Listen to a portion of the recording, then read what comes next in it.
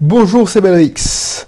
Attention, le contenu qui va suivre peut choquer certaines âmes sensibles, ceux qui sont trop, pas empathiques, mais ils vont pas comprendre s'ils sont pas entrepreneurs, s'ils n'ont pas encore des collaborateurs, s'ils n'ont pas encore vécu la douleur qu'on se fait trahir en tant que manager, en tant que chef d'entreprise. Je te préviens, donc je te laisse quitter, c'est la dernière fois que je parle normalement de, de recrutement, de management. Pour cette période, je regarde ma liste de sujets, mais oui, effectivement, c'est la dernière fois. Donc, ce sera pas pour aujourd'hui, si tu t'en fous du recrutement, du management.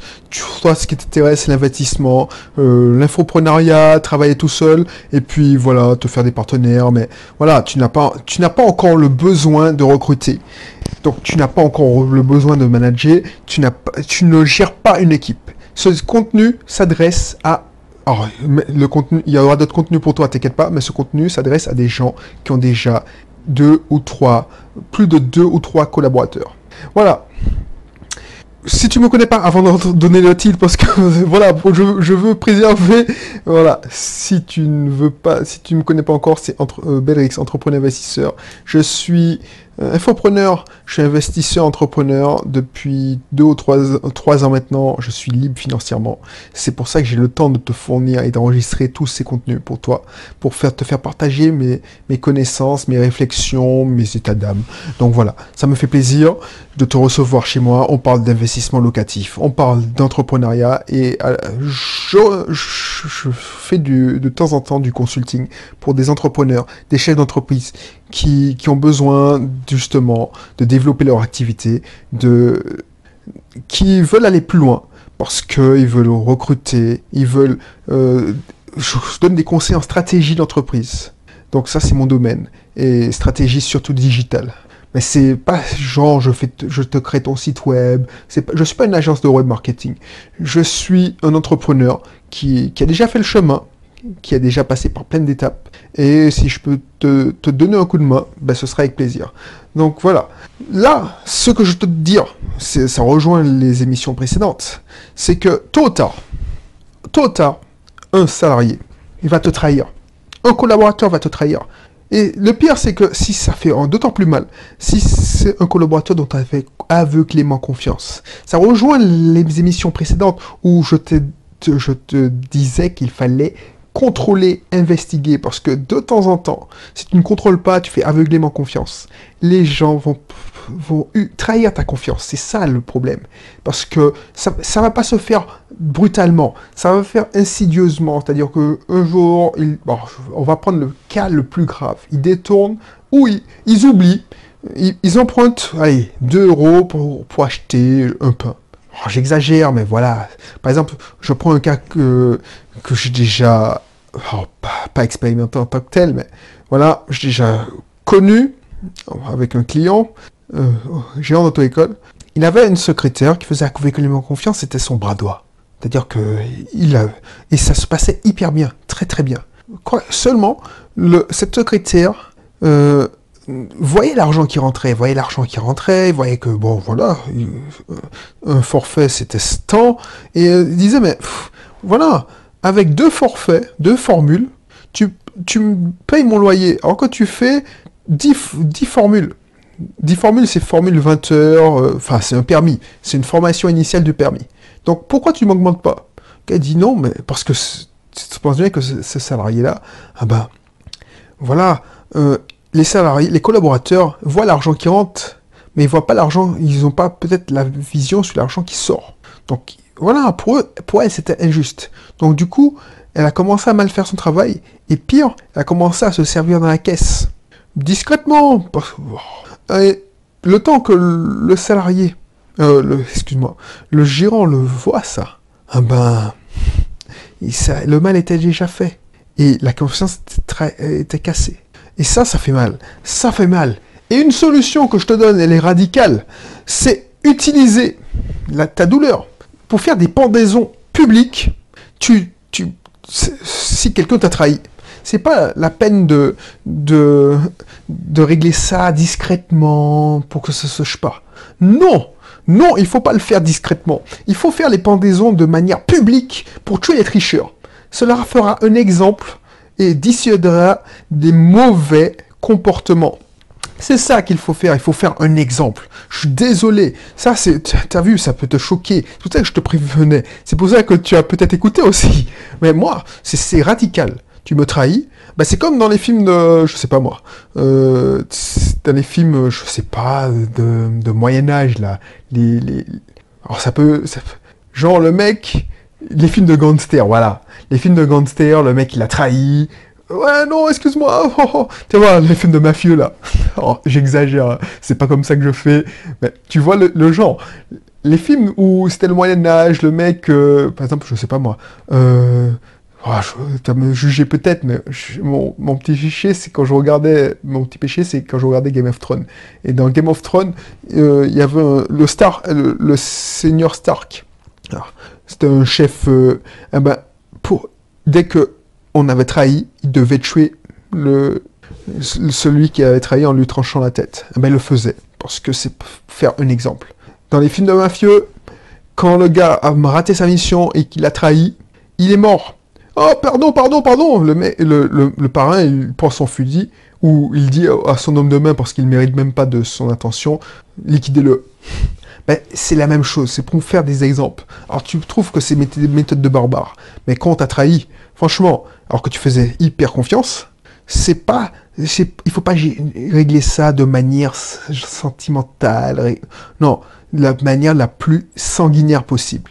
Alors ça va peut-être te choquer, mais c'est ça qu'il faut faire. Parce que pour avoir testé les deux, c'est la meilleure manière. Parce que cette personne-là, tu l'as déjà perdue. Elle est déjà morte pour toi. Tu l'as perdue. Tu vas pas lui refaire confiance. Pour moi, que tu m'as trahi une fois, tu vas me retrahir 2 fois. Même si tu pleures. Parce que, non, il y a trop de personnes non, j'ai pas le temps. Je veux pas aussi me dire, est-ce qu'elle va pas recommencer? Non, le mal est déjà fait. Tu me dis que tu vas pas recommencer, mais non, tu vas recommencer. Donc je veux pas avoir à me dire, est-ce qu'elle va recommencer? Par contre, ce que je veux, c'est que je dois mettre en place des protections dans le système pour que personne d'autre ne puisse recommencer. Et la meilleure façon de faire ça, c'est déjà de mettre des audits. C'est pour ça que je te disais à une époque de mettre des contrôles et dire aux gens et faire savoir aux gens que tu contrôles et que tu vérifies tes affaires. Mais aussi faire des exemples pour montrer aux autres qui seraient tentés de faire la même chose ou qui seraient tentés de faire que il n'y a pas de conséquences, c'est pas impuni. Et la plupart des gens qui ont tremblé avant de tirer et avant d'euthanasier des mauvais salariés, ils l'ont regretté amèrement. Tu vas être choqué, mais c'est un épisode de brut. Parce que j'en ai marre d'avoir à gérer des situations de merde. Quand je conseille mes clients, et puis je vois que c'est à cause d'un petit problème comme ça qu'ils ont de tels ravages dans leur service, dans leur entreprise, ça me fait mal. Parce que s'ils avaient géré le problème bien en amont, en liquidant la mauvaise personne, la personne toxique, ils auraient évité plein de déboires et plein de stress, plein de douleurs.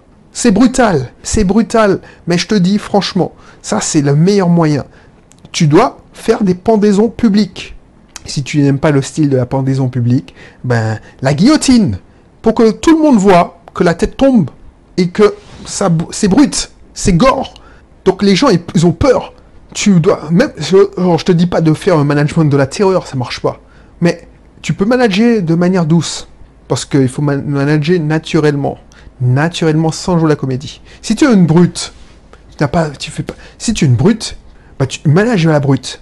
Par contre, si tu es quelqu'un de gentil, et que tu n'as pas envie de manager, rien ne t'empêche de manager gentiment. Par contre, il faut montrer que quand on te cherche, on te trouve. Et ça, c'est en faisant des exemples publics. Il n'y a pas mieux.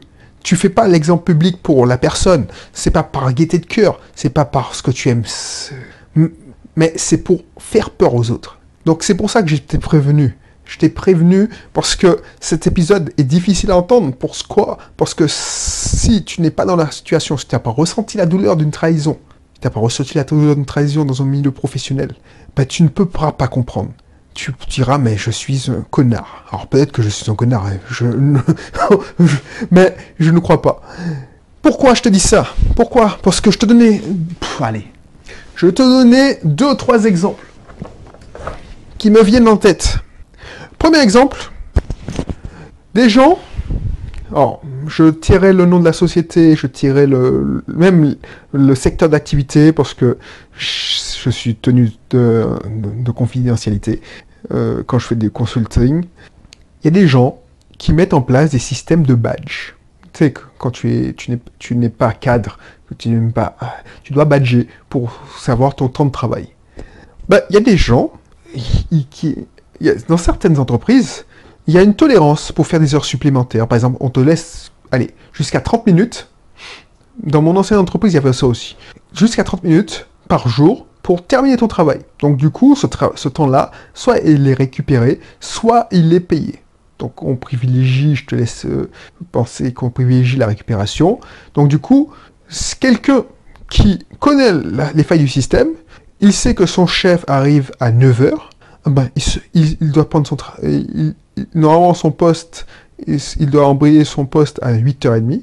Ah ben, il arrive, il y a une tolérance pour venir plus tôt, il y a une tolérance pour finir plus tard. Ah ben, cette personne-là, au lieu d'arriver à 8h30 comme on lui a demandé, il arrivait, soi-disant, tous les jours à 8h15. Et il finissait tous les jours, pas à 17h, mais à 17h30. Donc du coup, il accumulait 45 minutes de temps supplémentaire par jour. Alors, effectivement, alors le moins grave, c'est les gars qui se pointent, mais qui foutent rien pendant ces 4 minutes, et puis qui glandent pendant les 30 minutes de suite pour faire monter leurs heures. Ça, c'est grave. Mais justement, ces personnes-là, tu dois leur donner un avertissement pour que ça se sache. Alors, il faut préserver la dignité des personnes, mais tu penses bien que les bruits de couloir fonctionnent bien. Donc ça se fait... Et plus grave encore, c'est des gens qui faisaient badger. Par exemple, imagine, je suis ton collègue. On se fait un petit complot. Je te donne ma carte le matin. Je te donne ma carte où tu arrives à 8h15 un jour. Et puis, ok,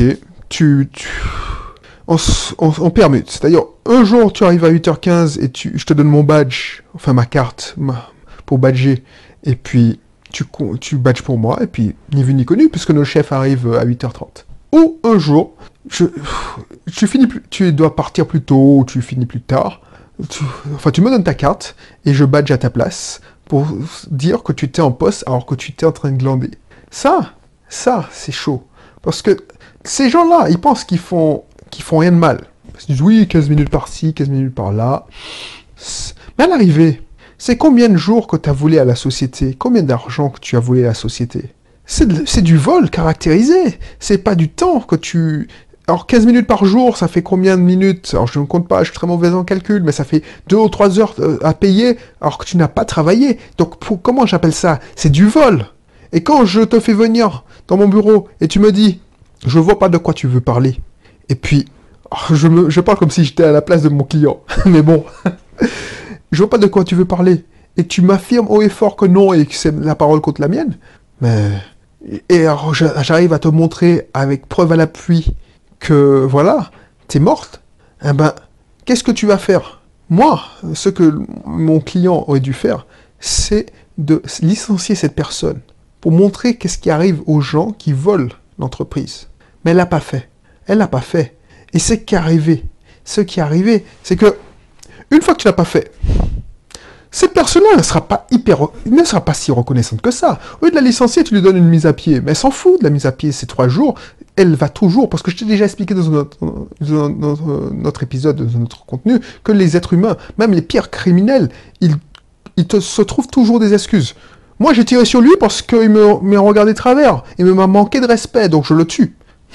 Alors tu trouves ça aberrant, mais c'est la même chose quand un salarié te dit, bon, je t'ai volé, mais j'ai de bonnes raisons, c'est que tu m'augmentes pas. Ben c'est ça, c'est ça, là. C'est exactement le même principe. Donc ces personnes-là, ils vont pas reconnaître parce que c'est des gens de mauvaise foi. Donc si tu les gracies, quel exemple que tu vas donner?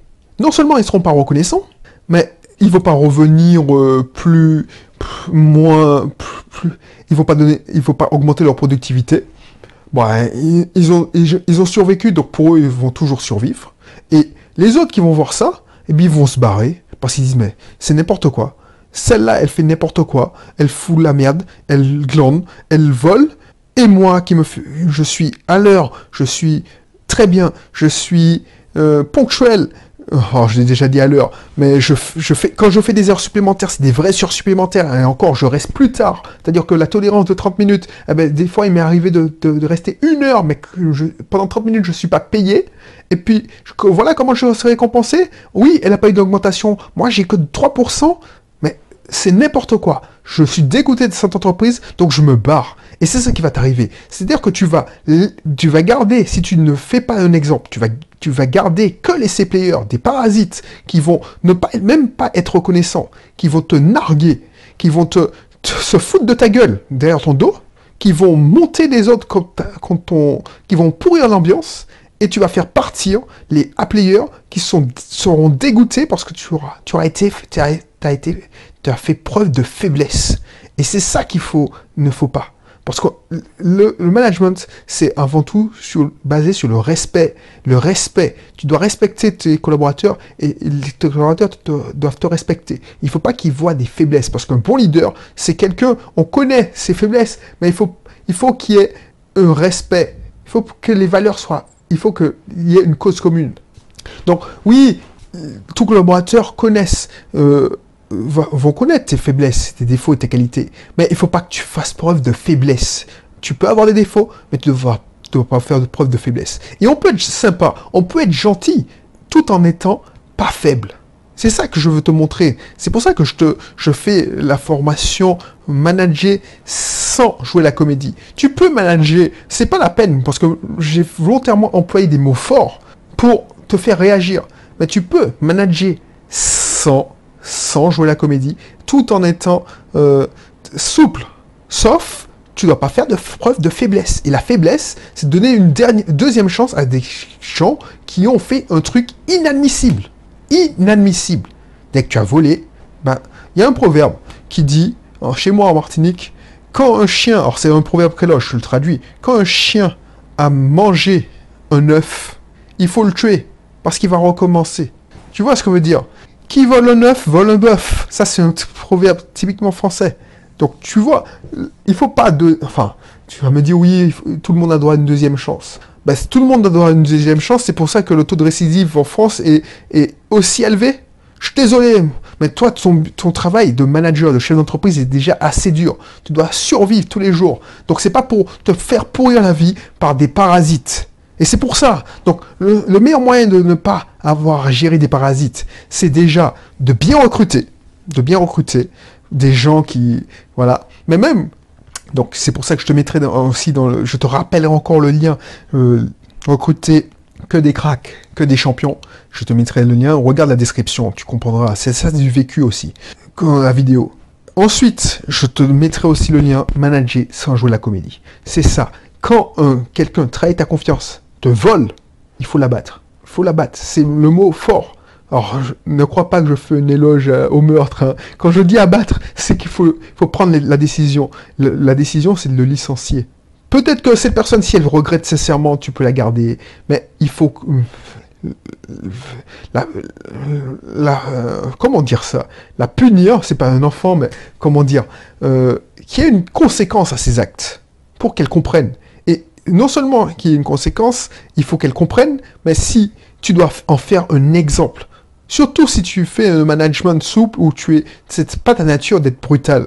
C'est pas ta nature, tu as envie d'avoir de bonnes relations, donc tu manages, mais avec le sourire, mais il faut que les gens n'interprètent pas ce sourire et cette gentillesse comme une faiblesse. Donc, voilà, tu donnes tes raisons, tu fais une réunion, tu l'humilies. Moi, c'est mon côté exemple, mais si tu n'es pas obligé, tu lui expliques pourquoi. Et les gens, ils voient la transparence. C'est pas, oui, on a décidé de se séparer d'un tel ou un tel ne fait pas plus. Un tel ne fait plus partie de la société parce que ça. Tu rentres pas dans les détails, mais ça et ça et ça. Voilà mes raisons. Parce que vous entendrez d'autres versions. Donc c'est comme ça. pas autrement. Vous voyez comment ça fonctionne. Ceux qui sont pas d'accord peuvent s'en aller, je m'en fous complètement. Ceux qui sont d'accord, voyez. Ok, bref, j'en débattrai longuement sur le sujet, mais je crois que le message est passé. Dis-moi ce que t'en penses. Alors, si tu n'es pas collaborateur, si t'as pas des collaborateurs, c'est pas la peine de m'envoyer un mail d'insulte en disant que je suis un connard. Je le sais déjà. En termes de management, pourquoi je suis devenu un connard, c'est que, voilà, quand tu manages et tu es trop gentil, eh ben, on interprète cette gentillesse par la faiblesse. Donc du coup, il faut montrer que il faut pas se foutre de ta gueule. Donc, voilà. Bref, je te dis à bientôt pour un prochain contenu. Et puis, d'ici là, porte-toi bien. Allez, bye bye.